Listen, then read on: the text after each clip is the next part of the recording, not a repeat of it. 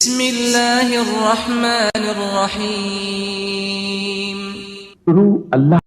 السلام علیکم ورحمۃ اللہ وبرکاتہ۔ میں آپ لوگوں کو خوش آمدید کہتا ہوں صراط مستقیم چینل پر۔ آج ہماری 37ویں کلاس ہے، صرف 5 منٹ کا مدرسہ قرآن و حدیث کی روشنی میں۔ نمبر 1، اسلامی تاریخ۔ حضرت ایوب علیہ السلام۔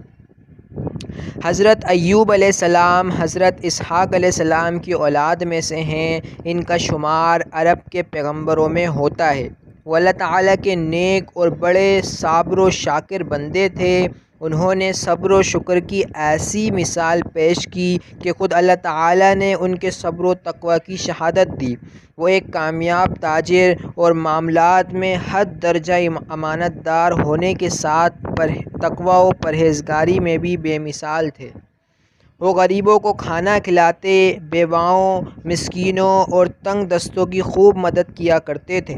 اللہ تعالیٰ نے انہیں بہت مال و دولت اور اولاد سے نوازا تھا، پھر سخت آزمائش اور امتحان میں مبتلا کیا اور عطا کردہ مال و دولت اور اولاد سب کچھ واپس لے لیا، اور خود 18 سال تک بیماری میں مبتلا رہے، مگر اس کڑی آزمائش میں بھی کبھی بھی اپنی زبان سے شکوہ شکایت نہیں کیا اور ہمیشہ صبر و شکر ہی کرتے رہے اور اللہ تعالیٰ سے دعائیں مانگتے رہے۔ اللہ تعالیٰ نے ان کی دعا قبول فرمائی اور صبر کے بدلے میں انہیں پہلے سے زیادہ مال و دولت اور اولاد سے نوازا اور بیماری سے نجات دے کر صحت و تندرستی عطا فرمائی۔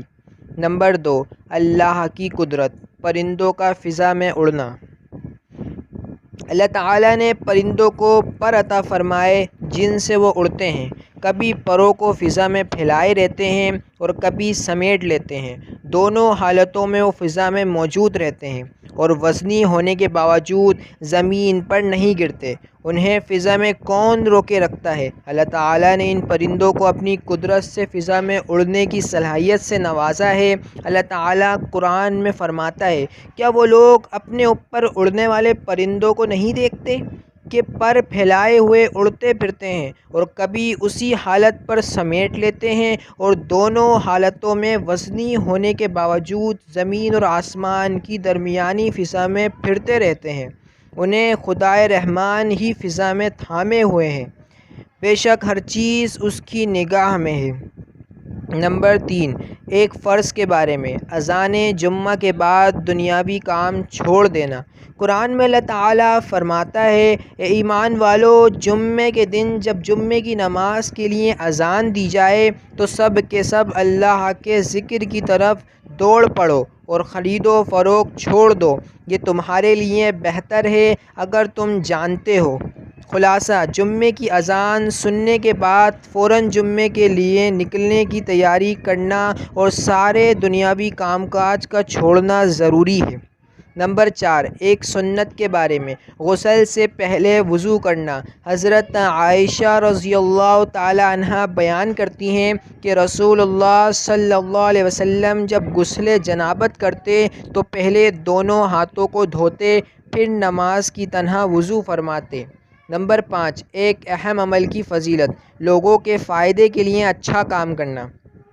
رسول اللہ صلی اللہ علیہ وسلم نے فرمایا، 7 چیزیں ہیں جن کا ثواب بندے کے مرنے کے بعد بھی جاری رہتا ہے جبکہ وہ قبر میں پڑا ہوا ہوتا ہے۔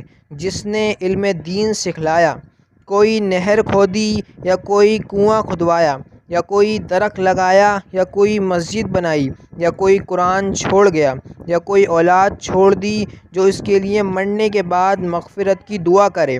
نمبر 6، ایک گناہ کے بارے میں، کسی نامحرم کو دیکھنا۔ رسول اللہ صلی اللہ علیہ وسلم نے فرمایا، جس نے اجنبیہ عورت کی طرف نظر اٹھا کر دیکھا تو اللہ تعالیٰ قیامت کے دن اس کی آنکھوں میں آگ بھر دے گا اور جہنم میں داخل کرے گا، اور جس نے اپنی نگاہ کو نیچا کر لیا تو اللہ تعالیٰ اس کے دل میں اپنی محبت ڈال دے گا اور قیامت کے دن اسے جنت میں داخل کرے گا۔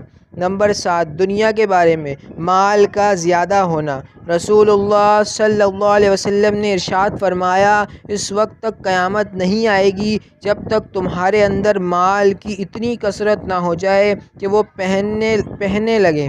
بہنے لگے، یہاں تک کہ مال والے آدمی کو اس بات پر رنج و غم ہوگا کہ اس سے کون صدقہ قبول کرے گا۔ وہ ایک آدمی کو صدقے کے لیے بلائے گا تو وہ کہہ دے گا کہ مجھے اس کی کوئی ضرورت نہیں۔ نمبر 8، آخرت کے بارے میں جنت کی صفات۔ قرآن میں اللہ تعالیٰ فرماتا ہے وہ گھر ہمیشہ رہنے کے باغ ہیں جن میں پرہیزگار لوگ داخل ہوں گے۔ ان باغوں کے نیچے دودھ، شہد اور پاکیزہ شراب کی نہریں بہہ رہی ہوں گی۔ جس چیز کو ان کا جی چاہے گا وہ ان کو وہاں ملے گی۔ اللہ تعالیٰ پرہیزگاروں کو ایسا ہی بدلہ دیا کرتا ہے۔ نمبر 9، طب نبوی سے علاج۔ دھوپ میں بیٹھنے کے نقصانات۔ رسول اللہ صلی اللہ علیہ وسلم نے فرمایا دھوپ میں بیٹھنے سے بچو کیونکہ اس سے کپڑے خراب ہوتے ہیں، بدن سے بدبو پھوٹنے لگتی ہے اور دبی ہوئی بیماریاں ابھر آتی ہیں۔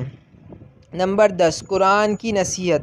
قرآن میں اللہ تعالیٰ فرماتا ہے اے ایمان والو، تمہارے اموال اور اولاد تمہیں اللہ کے ذکر سے غافل نہ کر دیں، اور جو شخص ایسا کرے گا تو وہی لوگ نقصان میں پڑنے والے ہیں۔ اللہ تعالیٰ ہمارا پڑھنا سننا قبول فرمائے۔ جزاک اللہ۔